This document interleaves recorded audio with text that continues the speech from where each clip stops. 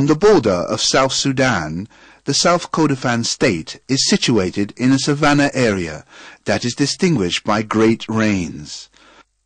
The rainy season begins in May and continues until mid-October. One of the most distinguishing features in the state is the sedative rocks which form an unbroken chain or shape of small mountains surrounded by wide-ranging climatic floods. The most important of these mountain ranges are Hiban, Kadugly and Kadugly. The state is approximately 79,470 kilometers squared, through which is spread its 1.5 million population. Most work as farmers and cattle herders. The main tribes that live in the area are the Nuba, the Arab tribes like the Masiriya, Hawazma, Olad Himaid, Kinana and other tribes.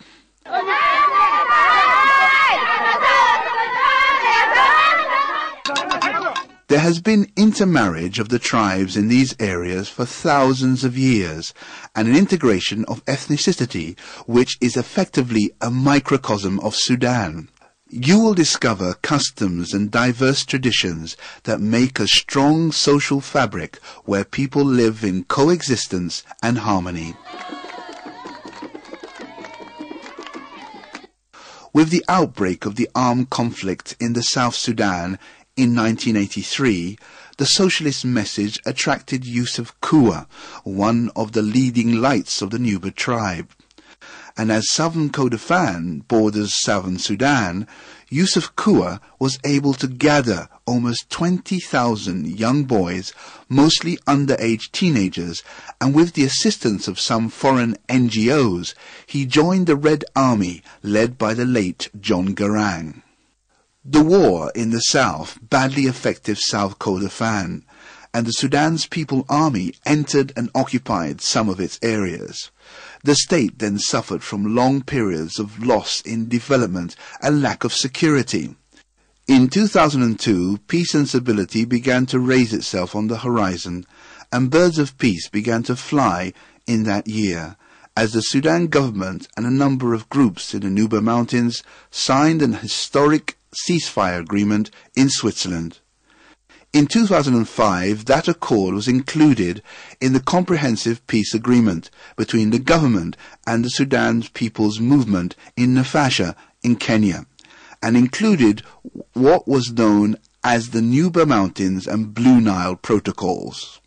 Peace attracted armies of companies ready to undertake development projects and services like building schools, hospitals, roads, installing electricity projects, telecommunication companies, and water wells.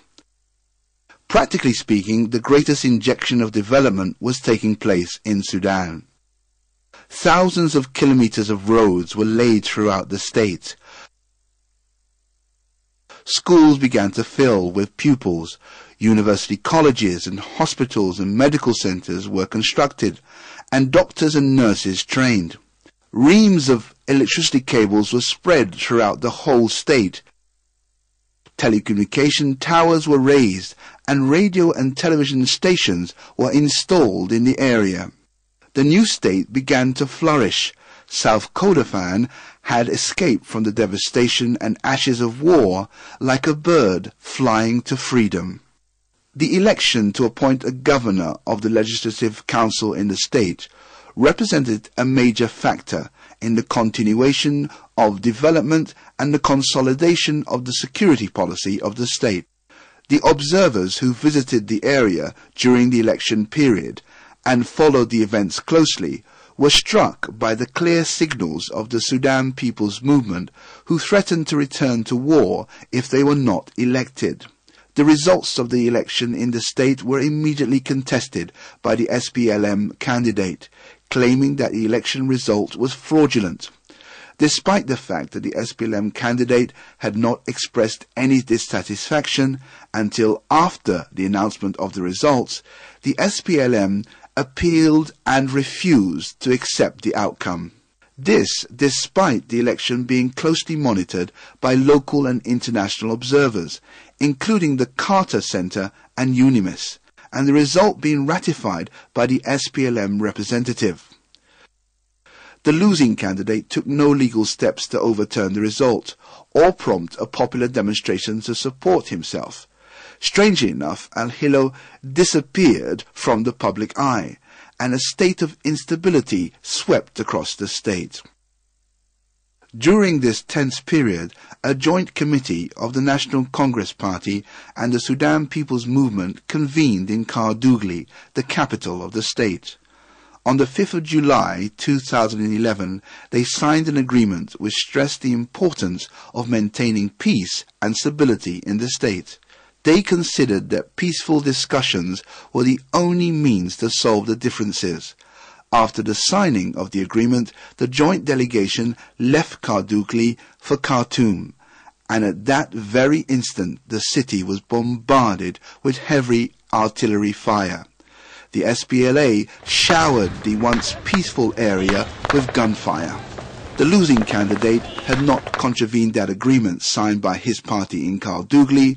However, the outbreak of hostilities ignited even before the ink had dried on the paper. The promise of war had been fulfilled. Even the final meeting held by SPLM, it was clearly stated by Yasser Arman that the peace of South Kordofan depending on the victory of SPLM's candidate. This won't be forgotten or forgiven by the people of South Kordofan. That means everything was planned and already prepared. The conflict that was begun by the Sudan People's Movement returned Southern Kordofan to a circle of despair. The war destroyed the hopes and dreams that the citizens of the state had so desired.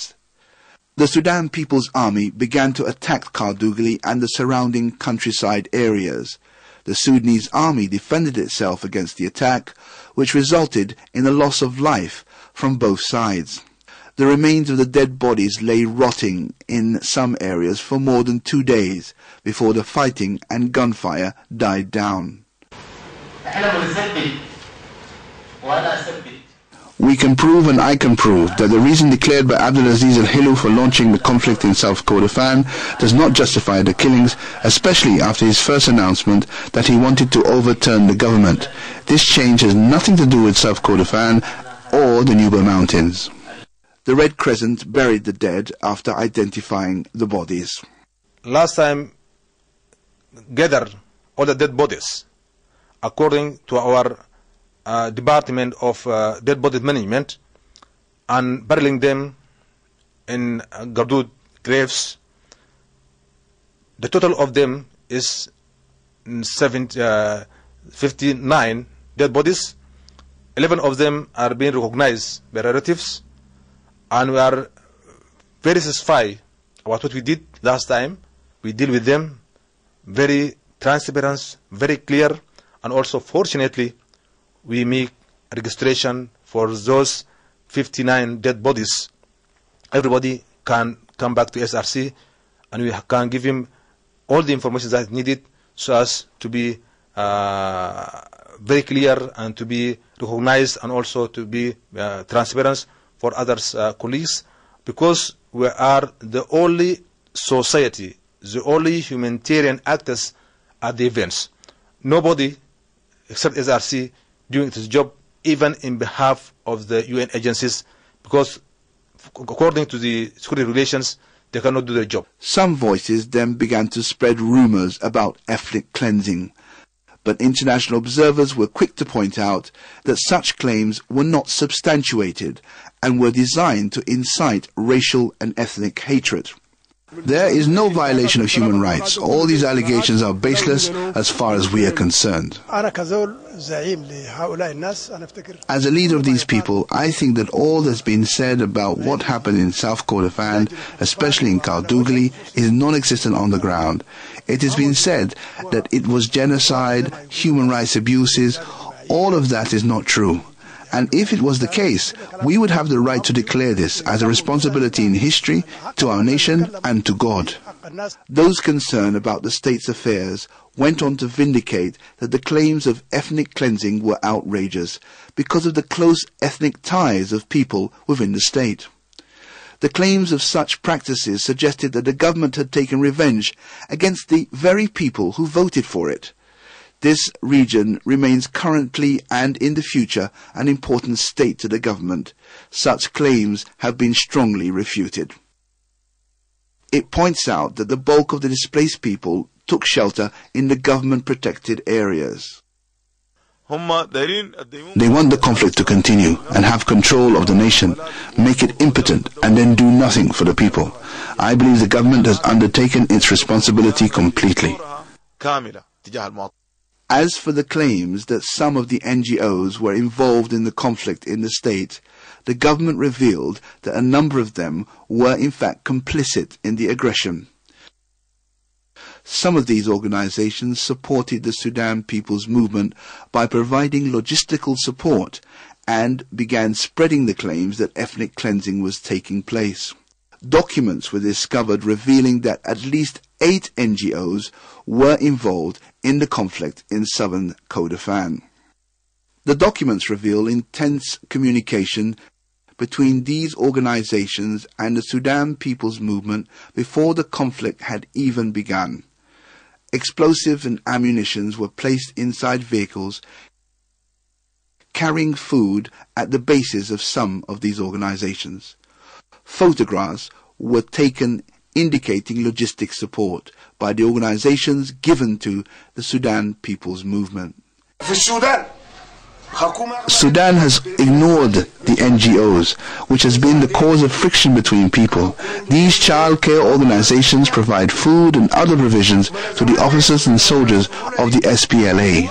It seems that the war that was instigated by the Sudan People's Movement in southern Kordofan had been a severe setback to the state with regard to stability and development. Well, the main thing is that we are against war and we need to stop. Because of war, you can't go across to your farm. The schools have been locked. No person, no child, no young man could go to schools. So many thousands left home to North Kordofan, to Wrought, to Kosti, and even to Khartoum. Almost about 40,000 people. The state is in need of stability and social peace and development projects that have been stopped because of the war, to the extent that people may once again be blessed by stability and peace.